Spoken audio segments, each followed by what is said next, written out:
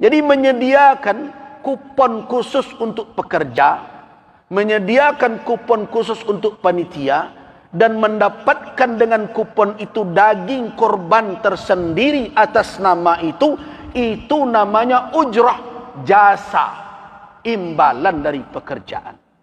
Itu dilarang.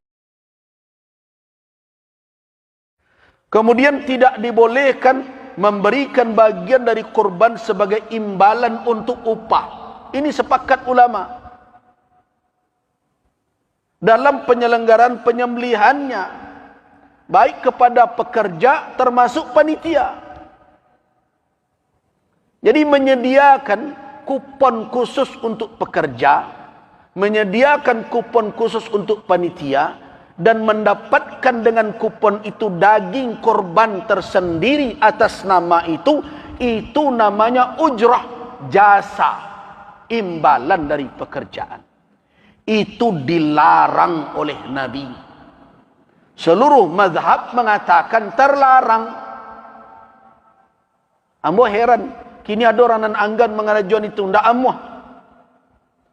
Dengan berbagai alasan, la tabiaso disiko. Mana yang lebih tinggi? Petunjuk Rasul dibandingkan kebiasaan awak. Rasulullah sallallahu alaihi wasallam melarangnya. Di dalam hadis sahih dalam riwayat Imam Muslim dari Ali bin Abi Thalib radhiyallahu anhu, amarani Rasulullah sallallahu alaihi wasallam an aquma ala butnihi. Aku diperintahkan oleh Rasul untuk mengurus unta beliau. Wa amarani, bahasanya celik, dan memerintahkanku, Nabi memerintahkanku, an aqsima luhumaha, untuk membagi dagingnya, wa juludaha, kulitnya, wa ajillataha, dan hiasan punggungnya. Jadi untuk korban tu biasanya diselimuti pakai kulit binatang pula, sehingga gagah bentukan. Disiarkan seperti itu. Ajo kulit pelampuk punggungnya tu harus dibagi pula tu. Perintah Nabi kepada Ali. Dan memerintahkan pula Nabi, perintah Nabi berikutnya, wa alla u'tiyal jazzara. Dan Nabi memerintahkan jangan saya berikan tukang jagal. Itu pekerja tadi. Minha syai'an, sedikit pun dari kurban itu, fi jizaratiha, dalam penyembelihan pengelolaannya itu. Wa qala, dan Nabi berkata, nahnu nu'tihi min indina, kami membayar dari kami agihkan dari kami, jadi itu agihkan. Di malai ragunya tu. Anak-anaknya kadang-kadang bawa istilah-istilah lain. Indak bu ya, kau gotong royong saja kau. Jadilah kau yo gotong royong. Kalau ndak dapat ndak dapat tu singgung awak. Tu ndak gotong royong namanya tu. Nah, kalau ada mendapat dek karena itu ujrah namanya tu. Terserahlah awak agih nama macam-macam. Kadang nama tu untuk mailak dari petunjuk Nabi. Wajar ndak itu umat Nabi Muhammad begitu? Oh ndak, kami sukarela saja. Kalau ndak diagi pak, ndak mau dah. Tu ndak sukarela namanya tu. Kalau ndak sukarela tu diagi ndak diagi ndak perlu liwat dah. Tapi ini kupon kau khusus kau untuk pekerja, kau untuk panitia.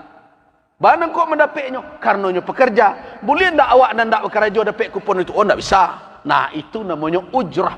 Kama saya kedialih, kama saya kediputar lalai. Hakikatnya itu jasa pekerjaan. Itu nan dilarang dek Rasul. Tapi bukan berarti orang itu ndak boleh mendapat upah. Boleh. Tapi indak dari korban tu. Nabi mengecekkan, nahnu nu'tihi, kami maginya. Nah berarti harus disediakan jasa itu oleh nan punya korban.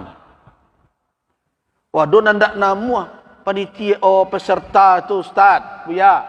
Ya ndak berang-berang dak masalah dah ndak nambahnya. Agian jawi kainyo. Aku jawi ibu Bantailah surang. Kulitilah surang. Cancanglah surang. Bagianlah surang. Selesai masalah. Karena nanti suruh menyembelih. Nanti suruh menguliti. Nanti suruh membagikan sia. Orang yang berkorban bukan panitia. Panitia itu menjalankan berdasarkan amanah, berbentuk perwakilan. Kalau tidak namanya menanggung itu, berarti tidak bisa diterima perwakilannya. Ini kadang-kadang awak tidak mempedomani petunjuk itu. Bakarih jo caru awak. Dengan berbagai alasan. Mana kau tidak sami'na wa ata'na sejawab? Nah, berikan jasa orang yang bekerja tadi. Lebihkan 1.000, 200.000 per orang. Lah dapat berapa? Sudah hampir ratus. 100.000 saja lah 700.000. Siku jawi. Berikanlah agak 300.000, 400.000. Berapa orangnya? Bisa pembali minyak dan berbagai macam. Tapi untuk jatah dia sebagai warga, berhaknya dapat. Karena itu bukan imbalan kerja. Silakanlah. Sebagai warganya berhak dapat kupon biasa, silakan.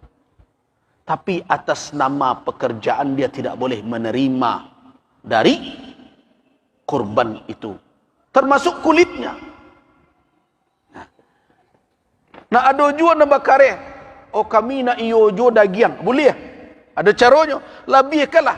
Kadang korban di tempat itu sampai 10 ekor bagai. Kadang lebih 10 ekor. Kalau dilebihkan 100.000 surang untuk pekerja, seekor jawi berapa tu? 700. Kalau ada 10 berapa? 7 juta. Nah 7 juta tu balian jawi sekor. Kan dapat jawi sekor lagi. Tak perlu lo bersyarat umur dia tu. Karena nyo ndak untuk korban dah. Nah, sapi nan di Bali, jawi nan di Bali untuk pekerja tadi, bantai lo ketika itu. Nah, jadikan daging itu untuk upah.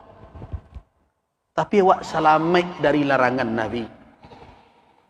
Baitu bertakwa dalam beribadah. Berusaha untuk sam'an wa ta'atan. Itu takwa. Tapi kalau indak juga lah berbagai cara ditunjukkan, berarti kebangkangan kepada petunjuk syariat dan ada dalam diri itu. Boleh nak jawi ko solusinya. Bali lah jawi itu. Jo pitih upah kuah nalah disediakan dari peserta. 10 ekor jawi siko. Satu sapi 700.000. Karena lah dilabih 100 orang kan 7 orang. Kali 10 lah 7 juta. Balianlah jawi ke 4 juta kan cukup gadang jawi ni. Sembelih ketika itu. Daging dan jawi itu pakai untuk upah. Anda terlanggar larangan Nabi SAW. Nah kemudian bagaimana dengan kulit? Kulit dilarang dijual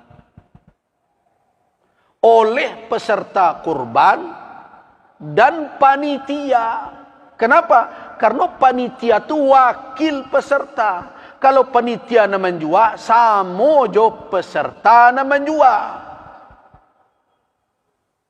Nah, kenapa begitu? Wakil itu bertindak atas nama yang mewakilkan. Sama jo orang mewakilkan nikah. Kalau ada orang ke menikah, diwakilkan misalnya ke seseorang.